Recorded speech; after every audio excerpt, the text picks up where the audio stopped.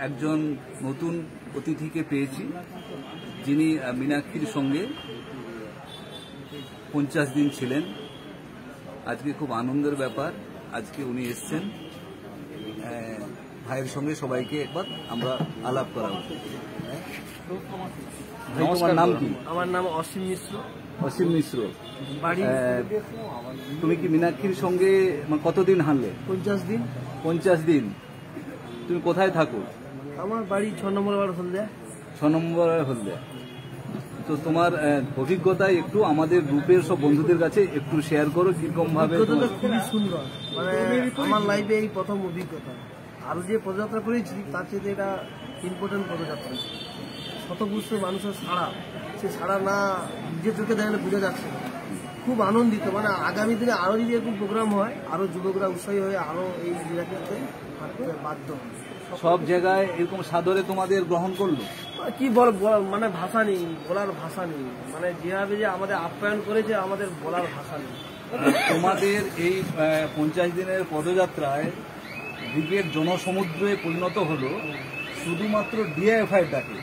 গত যে আমরা ব্রিগেডগুলো দেখেছিলাম, সেখানে বহু গণসংগঠন, বহু অন্যান্য দলের সমন্বয়ে ব্রিগেড হয়েছে আমাদের ইতিহাসে। এই প্রথম সিঙ্গেল কোন ডিআইএফআই ডাকে এত বিশাল সমুদ্র, একটা চ্যালেঞ্জিং ব্যাপার। সেটাকে তোমরা কি ওই পিরিয়ডে কোনোভাবে আঁচ পেয়েছিলে? প্লাবন ঘটবে আমরা জানতে পারছি না। আমাদের ইনসাম যাত্রা শুরু হচ্ছে কোচবিহার থেকে কলকাতা। তার যে সাড়া, আমরা বলছি ব্রিগেডকে আমরা ভরি দেবো। আমাদের একাই ক্ষমতা আছে, ব্রিগেড যুবরা উদ্যোগে যৌবনের ডাকে আমরা ব্রিগেড ভরাতে পারবো। কেন আমাদের শতপুষ্ট ছাড়া কেন মানুষের যে ঢল নেমেছে, জেলায় জেলায় যে ঢল, সেই ঢল দেখে আমরা বুঝতে পারছি আমাদের ব্রিগেড কোনায় কোনায় ভরে যাবে, আর ঐতিহাসিক ব্রিগেড হবে। এটা আমাদের প্রাক্তন যারা না তারাও ভাবতে পারবে না যে যুবরা কি করতে পারে। মীনাক্ষী মুখার্জি কি ওই 50 দিন ধরে কন্টিনিউ হেঁটেছেন, না কোন গাড়ি টাড়িতে উঠেছেন? উনি মতো রকেটের তো এখনো ভারতবর্ষে কেন পশ্চিমবঙ্গ হয়নি। উনি যে লেভেলে হেঁটে নিজে কলকাতা অবধি আসছে, অন্য রাজনীতি দল হাঁটতো না, কর্ফিউ এবং এসি গাড়িতে চলতো। উনি পা ফুলে গেছে, ঢলা হয়ে গেছে, তবুও হাঁটতেছে। না, আমার ইনসাফ যাত্রা, গাড়ি ধরতে আসে, আমি হেঁটেই যাবো কলকাতা। তার জেদ, আমি হেঁটেই যাবো।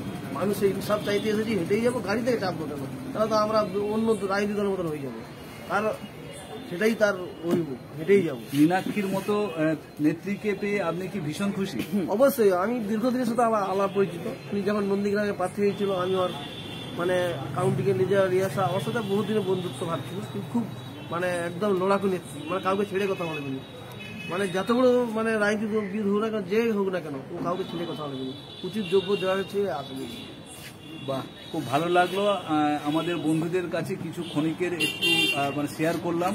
আগামী দিন আমরা গ্রুপে এইভাবে দিতে থাকবো। ভাই আমাদের এখানে আসেন থেকে মাঝে মাঝে, এটা বলেছি ভাইকে আসার জন্য, ভাই অন্য কাজে ব্যস্ত থাকেন।